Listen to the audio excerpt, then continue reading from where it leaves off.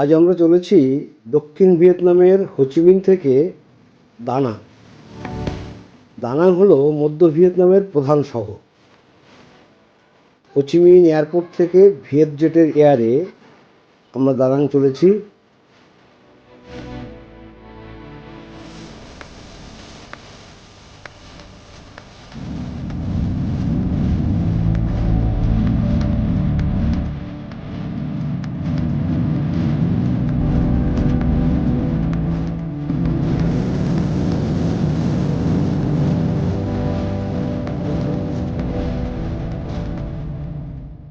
এই শহরটি হান নদীর তীরে এবং দক্ষিণ চীন সাগরের তীরে অবস্থিত। দানাং বিমানবন্দরটি একটি আন্তর্জাতিক বিমানবন্দর। এই বিমানবন্দর থেকে দেশের বিভিন্ন শহরে বিভিন্ন পরিষেবা চালু রয়েছে। আমাদের ফ্লাইট লেট থাকায় আমরা হোটেলে যেতে পারলাম না। আমরা দানাং এয়ারপোর্ট থেকে সোজা চলেছি marble mountain.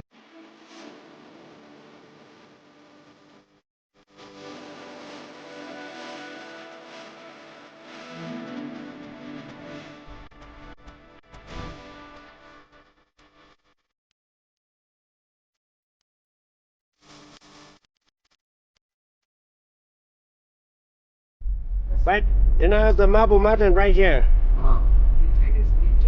Yes, I just told you that side only the beach. That's the beach side, and that's the reason for the investor. They come here. It's attracts the investor build the resorts on this side. Marble mountain হলো 5টি marble এবং চুনা পাথরের মিশ্রিত পর্বতমালা। অঞ্চলটি পাথরের ভাস্কর্য এবং পাথর কাটা কারুশিল্পের জন্য পরিচিত। আমরা এখন এরকম একটি মার্বেল কারুশিল্পের সংগ্রহশালায় রয়েছি। দুর্দান্ত সব ভাস্কর্য দেখতে পাচ্ছেন, চোখ ফেরানো যায় না। এখান থেকে আপনারা কিনতেও পারেন, কিন্তু দামটা দেখলে কেনার ইচ্ছেটা দমন করে রাখবে।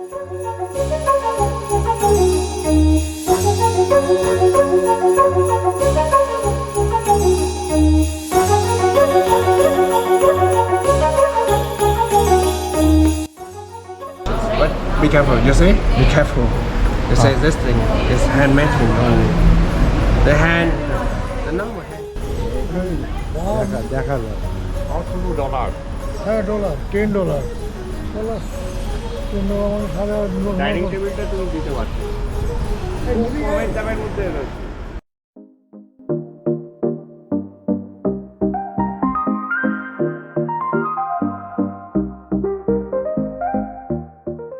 আমরা এসে গেছি মার্বেল মাউন্টেন। মার্বেল মাউন্টেন ঘোরার পর আমাদের গন্তব্য ল্যান্টার্ন স্ট্রিট। এই ল্যান্টার্ন স্ট্রিট একটা প্রাণবন্ত এবং মায়াবী গন্তব্য, যা সাধারণত কোনো উৎসবে দেখা যায়। রাস্তার দুধারে অসংখ্য দোকান এবং স্টল দিয়ে সজ্জিত করা হয়েছে, যা দেখলে মনে হয় বুঝি কোনো উৎসব চলছে। বছরের সব সময় এখানে এরকম সাজানো থাকে।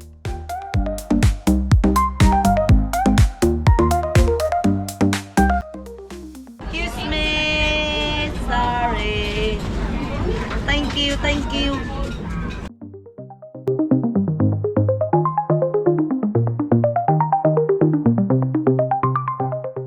ল্যান্টার্ন স্ট্রিটের মাঝে একটা বড় লেক আছে। এই লেকে বোটিং রাইড উপভোগ করা যায়। আমরা এখন কিশোর কুমারের গানের সাথে বোটিংয়ের মজা নিচ্ছি।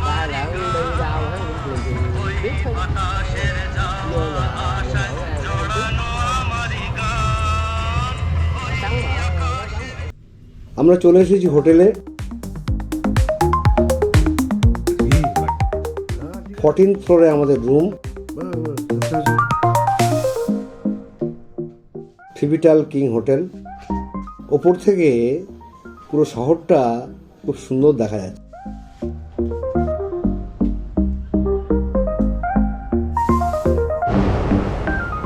সকালে আমরা মর্নিং ওয়াকে বেরিয়ে চলে এসেছি সমুদ্রের পাড়। রাস্তায় পড়লো একটা ফিশ অ্যাকোরিয়াম।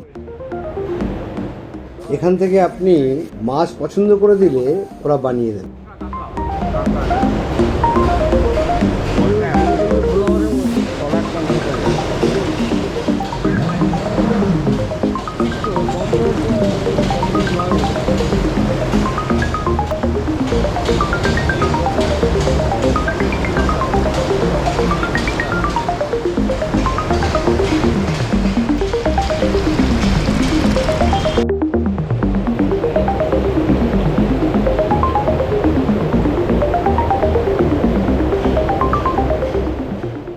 একটা কাঁকড়ার দাম ওদের কারেন্সিতে 1,20,000 ডং, মানে প্রায় 350 টাকা।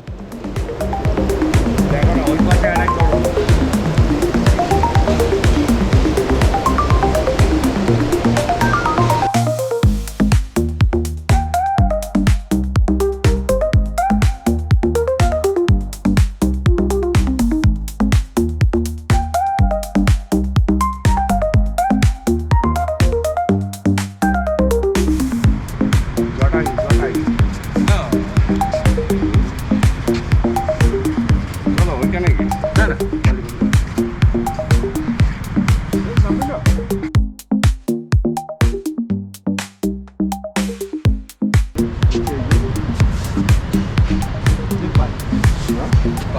পায়রা বড় সাইজ এই শুনি রাজস্থান গান বালিতে বালি দেন এটা দুই দুই খাই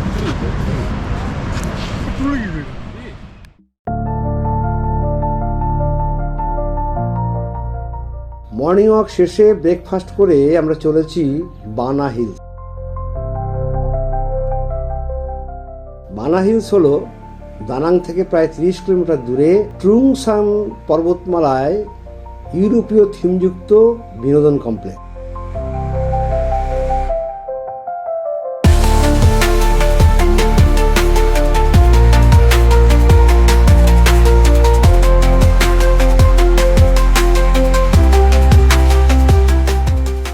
এই বানা হিলস আগে ফরাসিদের একটা জনপ্রিয় অবকাশ যাপনের স্থান ছিল। ফরাসি স্থাপত্যে তৈরি ভিলা এবং রিসর্ট। এক ঝলকে মনে হয় ফ্রান্সের কোনো মহল্লায় ঘুরে বেড়াচ্ছে। এটি সান ওয়ার্ল্ড অ্যামিউজমেন্ট পার্ক গ্রুপের অংশ, যা সমুদ্রপৃষ্ঠ থেকে এর উচ্চতা প্রায় 1500 মিটার।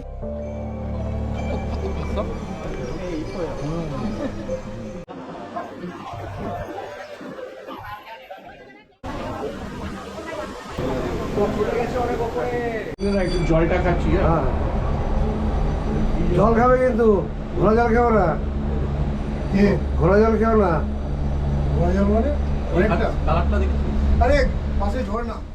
কিন্তু মজা কি জানেন, এই উচ্চতায় পৌঁছতে আপনাকে কোনো পরিশ্রম করতে হবে না। ভূপৃষ্ঠ থেকে পাহাড়ের শিখরে পৌঁছানোর জন্য রয়েছে অনেকগুলো চলমান সিঁড়ি এবং রোপওয়ে। সুতরাং আপনি যতই দুর্বল বা বৃদ্ধ হন না কেন, এই উচ্চতায় উঠতে আপনার কোনো কষ্টই হবে না। এমনই সুন্দর ব্যবস্থা।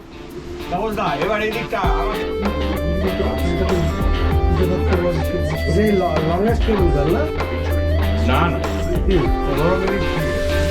অনেক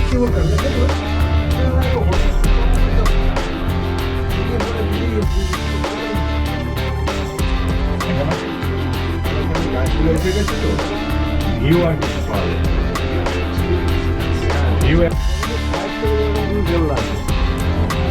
খালি আছে সে বুঝছে না, দাঁড়িয়ে থাকে না, অনেকগুলো খালি আছে, পর পর খালি আছে, কারণ এদিকে লোডটা বেশি আছে, এদিকে এখন নেবে লোকে ঘুরবে।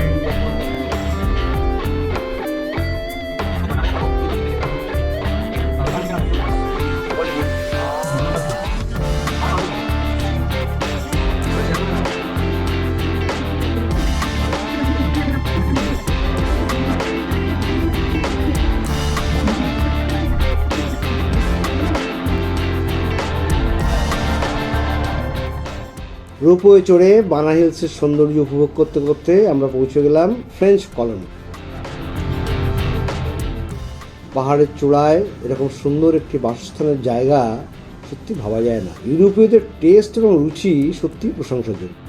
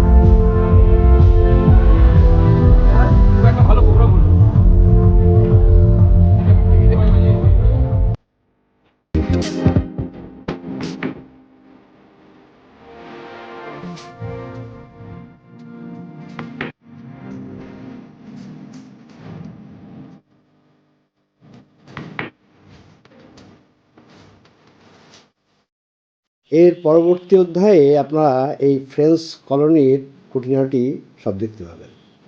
নমস্কার।